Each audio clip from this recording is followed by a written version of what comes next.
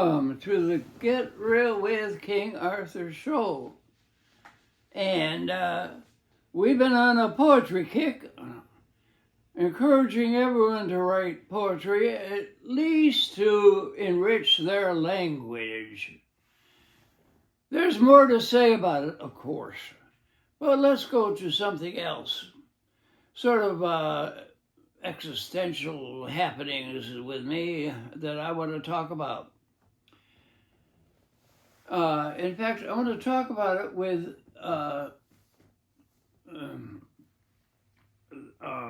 Queen Victoria, but she left her crown while she was in the parlor eating bread and honey. And so she's crownless, but nevertheless, sharp as can be. I was reading a book that I should have read a long time ago called The Zen and the Art of Poetry, or Writing Poetry, by Ray Bradbury, and thoroughly enjoyed it. It's, I think, a fantastically acute book and fun to read. In the process of talking about writing and whatnot, he mentioned that his medium was often science fiction. Now, I kind of avoided science fiction. I like C.S. Lewis's Out of the Silent Planet, but I read a couple of others that didn't do anything for me. I mean, maybe I was just not a good reader, I don't know. But anyway, Ray Bradbury said that science fiction came into its own only through children. They're the ones who, or young people, who read it, liked it, and informed the adults that something really good here. They led the way.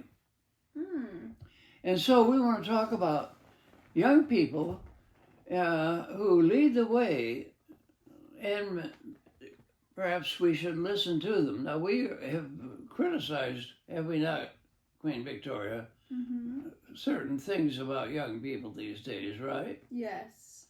Was I too negative? No, you're pretty balanced. Okay. Thank you. Anyway, I was thinking about how children and young people can lead us. We can learn from them. Now, we've already mentioned that we can learn the virtues of science fiction. Well, I proceeded to read a book I should have read long ago, The Martian Chronicles, written by Ray Bradbury, and thoroughly enjoying it. One thing I liked about it is that it deals with Mars, but with human beings who visit Mars and their experiences. And there are a number of stories of the interplay between human beings and Martians.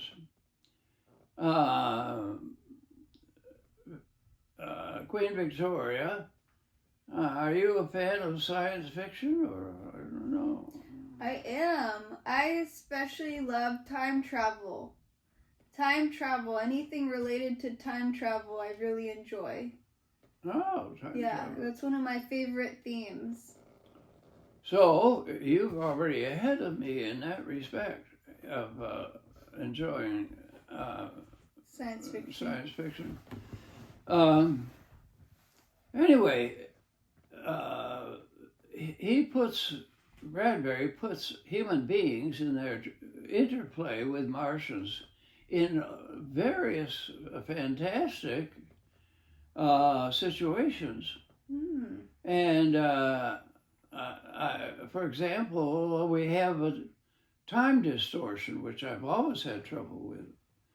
In the book that you recommend, which is what, again, Queen Victoria, the one you just mentioned? Oh, the time travel? Yes.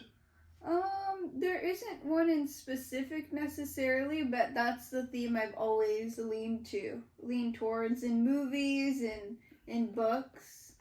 A lot of my children's books that I read as a kid were time travel ones. Time traveling, okay. Yeah. Well, standard science has kind of thrown a curveball at us, I think, with talking about the distortions of time related to gravity and traveling and distance, etc., and so forth. It's hard for me to grab a hold of that. Yeah. It disturbs me. Does that disturb you? What in specific? The time distortion. It's interesting. I don't think it disturbs me though. I don't like it. Wait, why don't you like it? I want time to be regular. I don't want to be. It sounds so logical and whatnot. But anyway, there's a I think it's a movie based on a book called Interstellar. Have you heard of it? No, Interstellar. No. That would be a really good book for you to read because it's about time manipulation and multiple realities, multiple universes. It would be good. That might be the next one you read. It would be good. Yeah. Well, so we know that the young people have led the way as far as interest in the value of science fiction, but they've led the way along that line also. They have led the way to an opening to the imagination. 100%. Yes. 100%. Yeah, I agree. And so we've said all along that there are two sides of the brain. The one is sentences and bits of fact. The other is the right brain is imagination. Yes. The larger picture, whatnot. The creative side. And young people, I think, have moved beyond what I think has been pretty standard. Bertrand Russell's logical positivism. And although Bertrand Russell kind of went beyond it himself, but young people aren't satisfied these days with just factual things from science. Would you agree to that? With respect to what? Huh? With respect to what? Well, for example, the belief that truth has to be proved by measurement. Right. That's an interesting question. Yes. Yeah. And Tennyson says, I have but faith because I cannot, things in the world cannot measure. When we move from the left brain to the right brain, there's the world of imagination, the world of relating facts to a larger picture. When I went to the Biennale every other year in Venice, they have this great art show. Many nations bring their art. They had one that was particularly interesting and to me. They had a glass maze and a man in it trying to get out of it.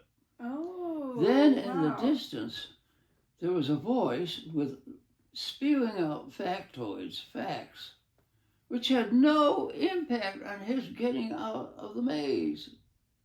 And scientific facts right. are important. Don't get me wrong. You can go too much without that check of facts. But you need to go beyond that. And I think the young people are thinking for themselves, looking at other channels of information, refusing to believe that all relevant knowledge comes from measurement. Well, I think it's like a science experiment, right? Like you do trials, and life is like a science experiment where as you grow in age, you've done more trials of life and you've gotten more evidence. So as you gain more evidence and do more trials, you start to become more factual rather than right-brained. Just due to the fact that you think you move more towards the left brain? I think as you age, you become more factual. Oh. Naturally. Shades of the prison house grow upon the growing boy. But I think that there has to be a balance. But I think it's more natural to become factual because as you experience life, you experience pain, and we're naturally built to repel pain. So as adults, we see things more factually because we're trying to avoid the pain of life. Whereas young people, they haven't experienced that pain consistently, so they're more open to the right brain, the imagination, I don't have to go off facts, I can go off my feeling or whatever that may be. Feeling is important, yes, yeah. Emotions. Oh, I think we're on the same track here. Yes. Well, no, okay, so they're open to imagination and to truths that cannot be measured. And they are less reluctant to accept dictums from others who try to tell them what to think. Is that right? I mean, isn't that right for all youth, though? In every generation? The youth of every generation is a little bit resistant to receiving wisdom from elders. Yes. Yeah, I think it's a state of youth. Now, to understand that with these positives, there's always a negative. Yes. And so, okay, we know that. Now, so we look at the imagination that young people are more open to. I think another way they are more concerned with life and especially health, healthy living. For example, the consumption of alcohol has gone way down recently. Yes. Mm-hmm. And tobacco is use of tobacco is way down. Yeah. And I think young people are more concerned about getting exercise, eating a healthy diet, or that's a generalization, but right. Not all young people, of course, but how would you respond to that, Queen Victoria? Well, I think maybe I'm thinking in California that might be true because we're by the ocean, we're very active, we can be outside for most of the year, especially in San Diego. But I don't know how true that is for the rest of the states, especially, I don't know, it'd have to be, I think what I'm thinking is the link to health is usually the link to activities. And I think the weather is a huge impact on your ability to do activities. And also the culture, right? Like, I don't know. Yeah, that's just what I'm thinking. Usually health is linked or correlated to the weather to some degree. And I think this is carried over into physical education classes in high school and college. It used to be that they were geared toward the super athletes, but now I think they're geared towards healthy living. 100%, yeah. My one of my youth leaders from high school, he became a PE teacher. Shout out to Sean. But he teaches kids weightlifting and weight exercises, and that helps a lot of kids because most kids, I mean, a lot of the kids aren't sports based. You know, there's only really a percentage of the kids in PE that know how to play soccer. Right. And now they've translated it from sports based to be more inclusive and Yes. be weightlifting, where the athletes have the benefit of the weightlifting, but also the non-athletes are learning a habit that can be translated into their lives. Absolutely. Yeah. Well, can you can you think of something else that young people are leading the way on, or have I covered the main? We covered the main aspects here. Yeah, I mean, I think that youth, there's patterns in the natural state of youth that go through every generation, and then there are generational patterns like, youth in the 1900s, youth in the 2000s, youth in the, you know what I mean? They all have their... And that leads me to an area I forgot, and that is the young people are computer smart. Exactly. You know, I don't think computer smart. Exactly. I just think, of course, I'm an old codger. But they are so sharp with computers and enjoying it, and they are going to be the first ones, I think, to be use the facilities of AI. What do you think about that? Oh yeah, that'll be definitely interesting. The contrast of using AI versus the moral implications of using AI. Yeah. You know, Yeah. what will they lean more towards? Because they are, a lot of this generation, the younger kids now, are very moralistic, and so I don't know if they're gonna go in the more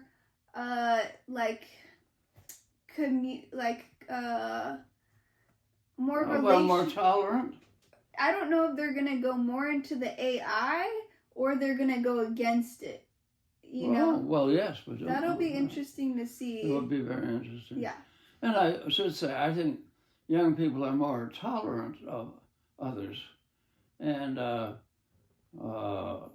variety and whatnot, and so forth. Yeah. Well, we just scratched the surface here. Let's hear from you and what you think about the leadership of young people, and let's hear from you and your ideas, and start reading science fiction more. Okay, have a good week.